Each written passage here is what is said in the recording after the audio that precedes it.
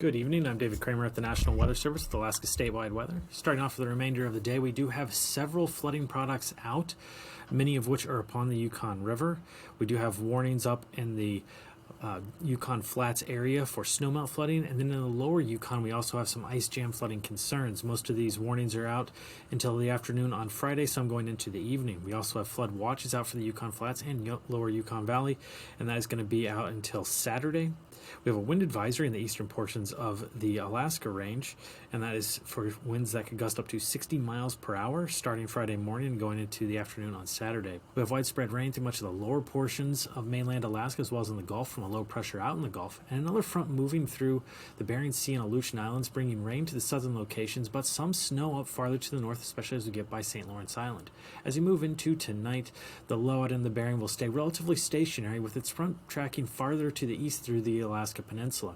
This is going to bring continued rain for much of the Bering, Aleutians, and Alaska Peninsula, as well as some rain moving into the western portions of mainland Alaska.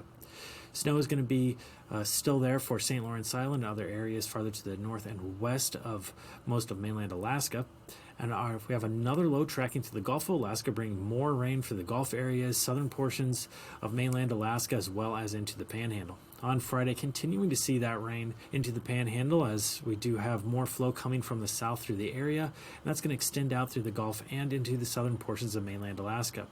Interior Alaska with the trough over the area, we'll see some rain throughout much of Friday, and then we're going to have that rain extending all the way out to the west coast and down into southwest Alaska as well, with our low pressure still sitting out over the eastern Bering Sea. Colder to the north of that low with some snow out by areas towards St. Matthew Island.